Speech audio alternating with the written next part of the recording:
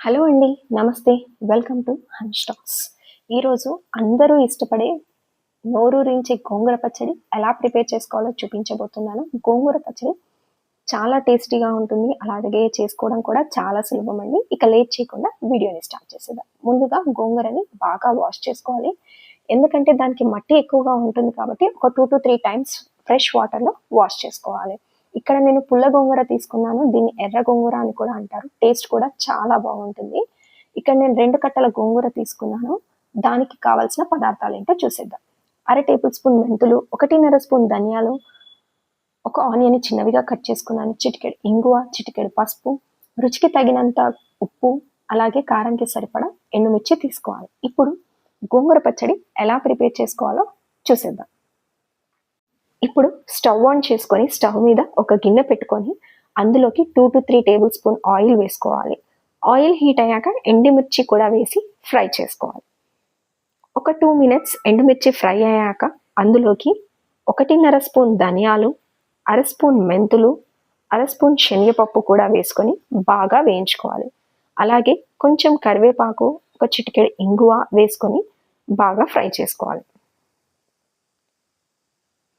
ఇక్కడ నేను 10 నుంచి 12 ఎండుమిర్చి తీసుకున్నానండి. మీరు తినే కారాన్ని బట్టి ఎండుమిర్చి ఎక్కువ తక్కువ చేసుకోవచ్చు, కానీ గోంగూర పుల్లగా ఉంటుంది కాబట్టి కారం ఎక్కువగానే ఉంటుంది. అప్పుడే పచ్చడి టేస్టీగా కూడా ఉంటుంది. వీడియోలో చూపిస్తున్న విధంగా వేగాక దాన్ని మిక్సీ జార్లోకి తీసుకొని పక్కన పెట్టుకోవాలి. ఇప్పుడు అదే గిన్నెలోకి ఇంకొంచెం ఆయిల్ వేసుకొని వాష్ చేసుకున్న గోంగూర ఆకును కూడా గిన్నెలోకి వేసుకొని ఫ్రై చేయాలి. ఆకు అనేది బాగా మగ్గాలి. ఎంత బాగా వేయించుకుంటే పచ్చడి అంత టేస్టీగా ఉంటుంది. మనం మిక్సీ జార్లోకి తీసుకున్న దాంట్లో కొంచెం పసుపు, రుచికి తగినంత సాల్ట్ వేసుకొని పక్కన పెట్టుకుందాం. మంటని మీడియం ఫ్లేమ్లో పెట్టుకొని ఆకుని బాగా ఫ్రై చేసుకోవాలండి. ఒక 5 minutes తర్వాత ఆకు అంతా దగ్గరికి వస్తుంది. ఇలా దగ్గరికి వచ్చాక ఇంకాసేపు ఫ్రై చేసుకుంటే సరిపోతుంది. ఆకులో ఉన్న పచ్చివాసన అంతా పోయాక స్టవ్ ఆఫ్ చేసుకొని ఇప్పుడు మనం ఎండుమిర్చిని మిక్సీ జార్లో తీసుకున్నాం కదా, దాన్ని గ్రైండ్ చేసుకోవాలి ఫైన్ పౌడర్ లాగా. ఈ ఫైన్ పౌడర్ లాగా గ్రైండ్ అయిన దాంట్లో మనం మగ్గించుకున్న ఆకును కూడా మిక్సీ జార్లోకి వేసుకొని ఒక 1 minute గ్రైండ్ చేసుకుంటే సరిపోతుంది.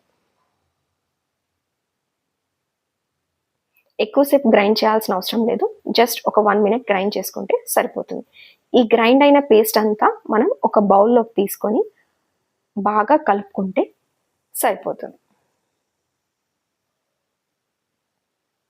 ఇప్పుడు దీంట్లోకి మనం కట్ చేసుకున్న ఆనియన్స్ అలాగే పోపు వేసుకుంటే అంతే, రుచికరమైన గోంగూర పచ్చడి రెడీ అయిపోయింది.